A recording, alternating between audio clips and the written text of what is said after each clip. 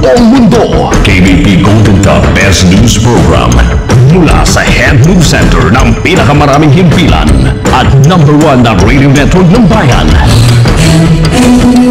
Ito ang numero 1 RMN News Nationwide. Kasama ang 2-time KBP Golden Dove Best Public Service Awardee Rod Marcelino at ang maaasahang broadcaster Buddy Oberas. RMN News Nationwide. Headlines. Ngayong umaga sa RMN News Nationwide, tatlo pang senador idadagdag ni Janet Lim Napoles sa listahan ng mga kinabang sa PDAP scam.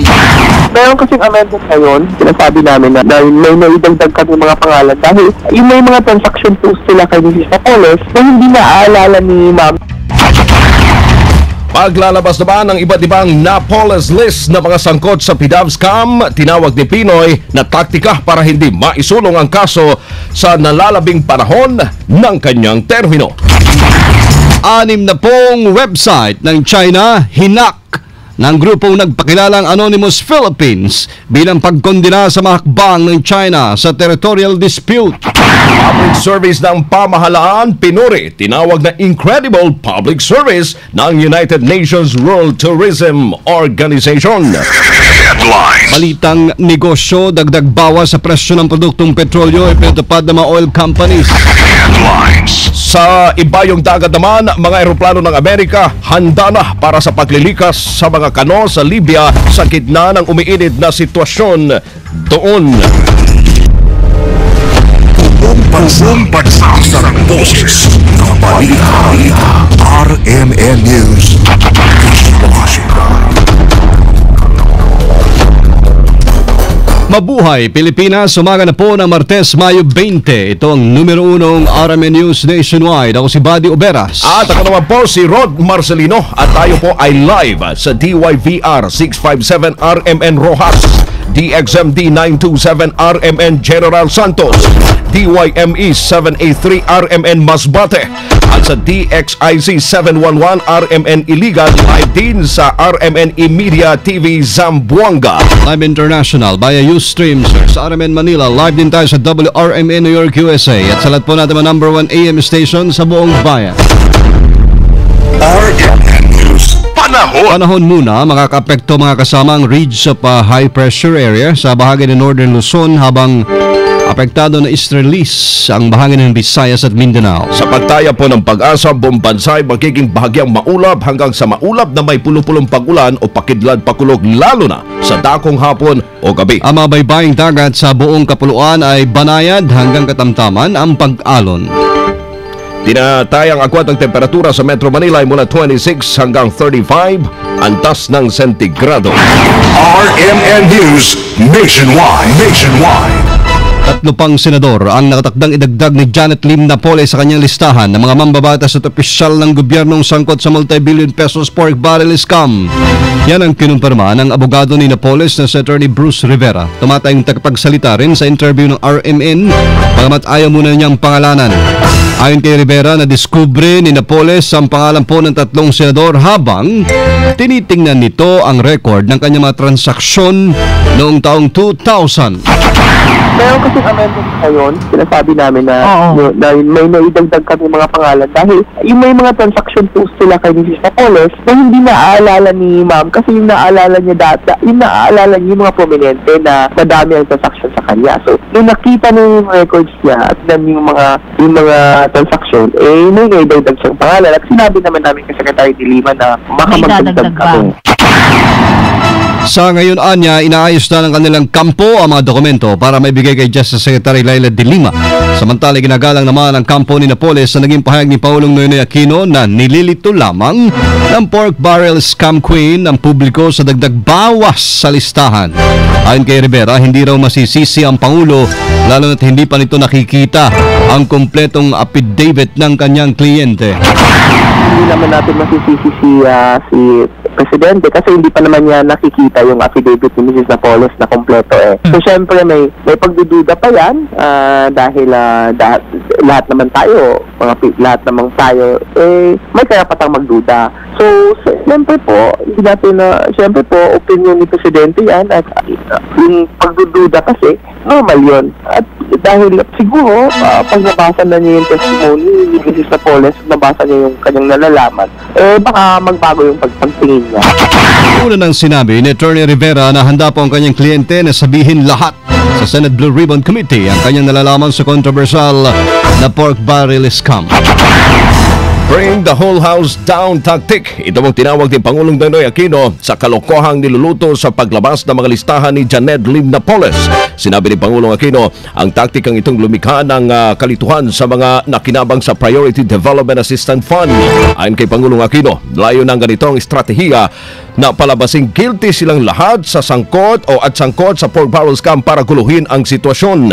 Alam daw nila na pabago-bago ang mga listahan kahit pati mga leads ay nag-iiba rin. Kung papayagan daw ito ni Pangulong Aquino ay papadikta sa tempo o kumpas ng utag ng taktika, baka hindi ito maisulong ang mga kaso sa natitirang 2 taon at 1 buwan na termino. Mga inosenteng mambabata sa Napoles kailangang linawin ng DOJ. Sama natin sa Balita Live, Conde Bata.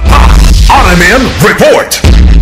Kinalampag niya ang Deputy Majority Floor Leader Sherwin Tug ng Department of Justice na linawin ang pangalan ng mga nasasangkot sa Napoles na isinumite nila Rehabilitation Czar Panfilo Lacson at Justice Secretary Leila de Lima. Ayon kay Tug na dapat na malinis ng ahensya mga pangalan, lalo na ng mga inosenteng mambabatas na isinama na lamang basta sa listahan. Pinamamadali din ito kay de Lima ang pagbibigay ng resulta sa investigasyon sa PDAP scam at pinag-aain din ng reklamo sa Office of the Ombudsman laban sa mga napatunayang nakinabang sa pondo ng taong bayan.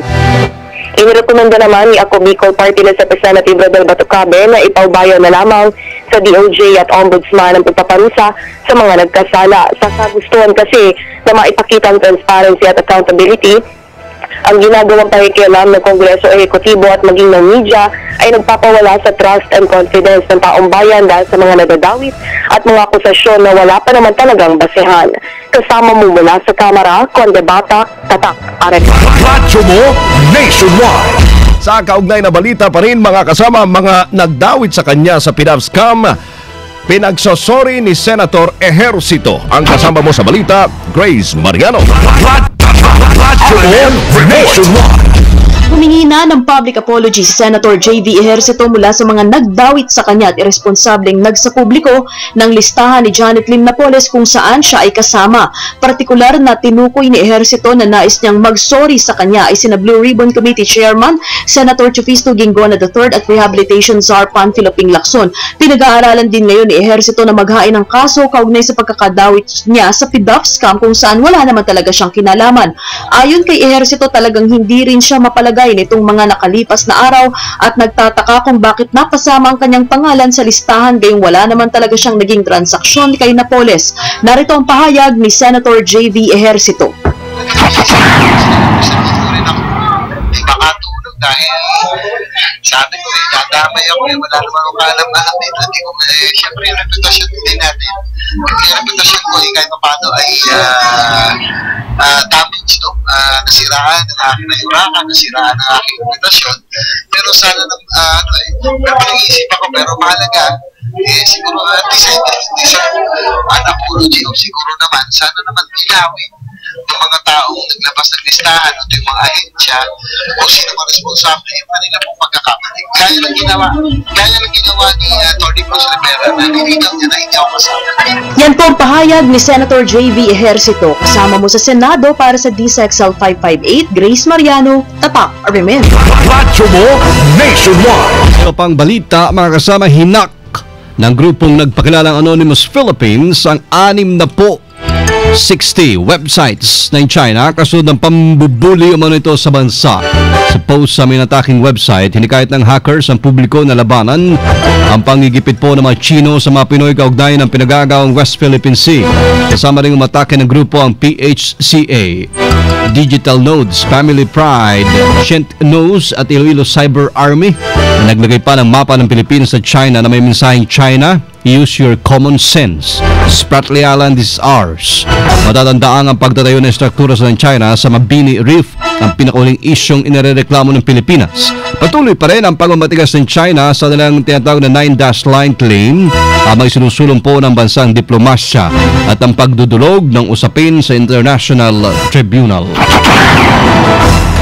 Incredible public service. Ito po ang paulit-ulit na binigyan din ng Secretary General ng United Nations World Tourism Organization nang makita ang mga Pilipino at ang mga hagbangin ng pamahalaan.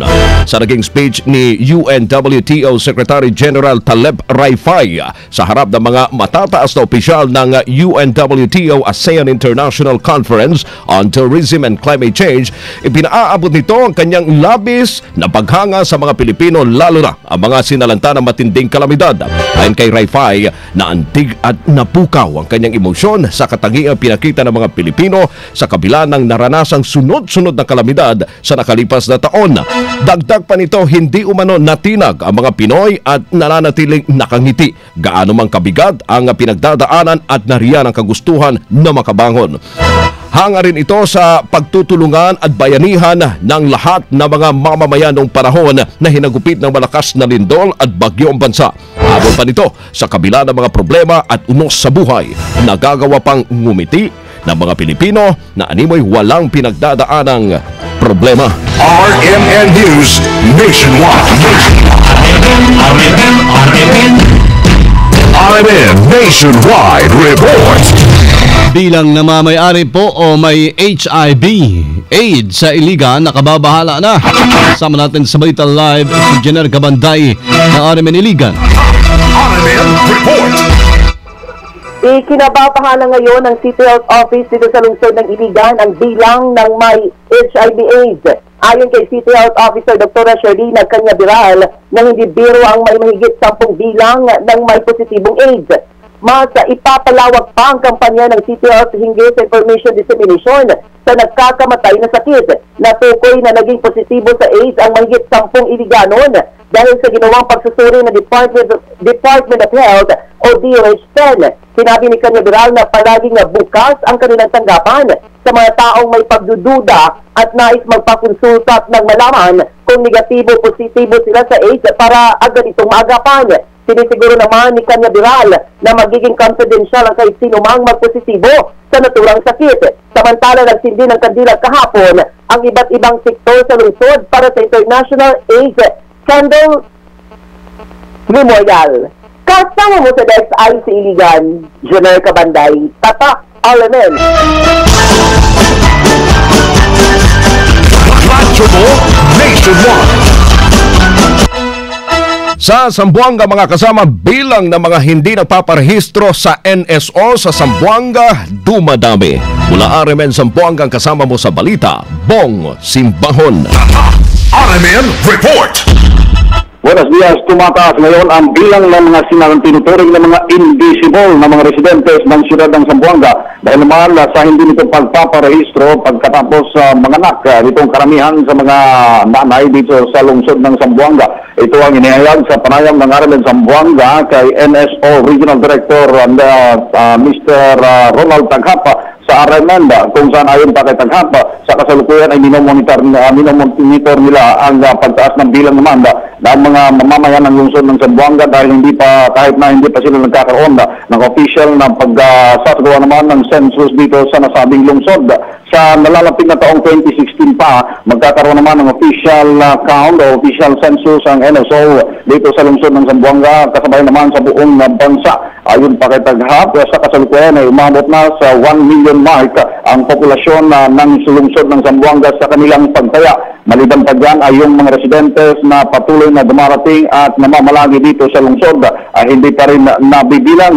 Si Taghap na ang kanilang ginagawa namang patuloy na pagmamonitor sa mga residentes ay malaking epekto mo rin naman sa patuloy ng paglobo naman ng mga pangyayaring hindi nagdudulot ng magandang epekto dito sa lungsod ng Zamboanga. Ang migration, ang overpopulation ay dagdag din sa sakit ng ulo ng kasalukuyang gobyerno lokal ng pamahalang lungsod ng Zamboanga dahil patuloy itong nagdudulot naman sa dagdag na ang taas naman ng mga pangyayari ng kriminalidad at iba pang mga pangyayari dito sa lungsod. Ayon pa kay Tagap, sa kasalukuyan ay nakikipag-coordinate na sila sa gobyerno lokal ng Zamboanga para naman magkaroon ng isang mabuting statistics para sa mga nalalapit na taon at nang mabigyan naman ng hustisya ang mga patuloy na pangyayaring hindi maganda dito sa aming lungsod. Kasama mo mula sa RMN Zamboanga, Bong Simbahon, Tatak, RMN. Kontraktor sa paglilinis po ng oil spill sa Iloilo, kakasuhan ng provincial government. Sama natin sa balita live, Charm Gabileo ng RMN Iloilo. RMN Report. Magpa-file ng multi-billion damage suit ang Iloilo Provincial Government laban sa Guanyu Global Technologies Incorporated dahil sa napakahina, ineffective at napakabagal na oil spill cleanup sa bayan ng Estancia Iloilo na naiwan ng gupit ng Baguio Yolanda. Ayon kay Governor Arthur Defensor Sr., inabisuhan na nito si Provincial Legal Officer Dennis Ventilacion na ihanda ang mga dokumento para sa kasong ihahain laban sa Guanyu matapos na matanggap ang kopya ng kontrata mula sa Power Sector Assets and Liabilities Management o PSAM Corporation. Dagdag pa ni Defensor na sa proseso na sila sa pag-quantify ng damage na idulot ng oil spill sa paligid at sa mga residente sa area. Hiningi rin ng gobernador ang tulong ng iba pang abogado at ng mga apektadong bayan para makahain ng class suit laban sa kontraktor. Kaugnay nito, usap-usapan din ngayon ang statement na ipinalabas ni Mr. Valentin Melvin, spokesman ng Guanyu, na merong isang mataas na opisyal sa provincial government na humingi ng pera sa kanila, ngunit hindi binigyan. Dahilan raw na magpa-file ng kaso laban sa Guanyu ang lalawigan. Ayon naman kay Defensor, gawa-gawa lamang ni Melvin ang naturang statement dahil walang opisyal sa Kapitolyo Provincial na may kakayahang humingi ng pera sa Guanyu. Kasama mo sa DYRI RMN Iloilo, Shot RMN. Negosyo. Epektibo, kanina alas 6 po ng umaga nagpatupad ng dagdag bawas sa presyo ng mga oil products. Ang mga kumpanya ng langis nagtaas ng 60 centavos sa kada litro ng gasolina ang Chevron, Shell, Petron at Total. Samantala, kasabay naman ng rollback ng 35 centavos ang halaga rin ng litro ng diesel, pati na rin po ang kerosene. RMN News Abroad. Sa Amerika mga kasama, naka-standby na ang 8 eroplano ng US Defense para sa paglikas sa mga mamamayan nito sa Libya sa gitna ng umiikting na kaguluhan sa nasabing bansa. Nakahanda na mga ito sa Italy na siyang maglilikas sa mga US citizens sa Libya kung kailangan.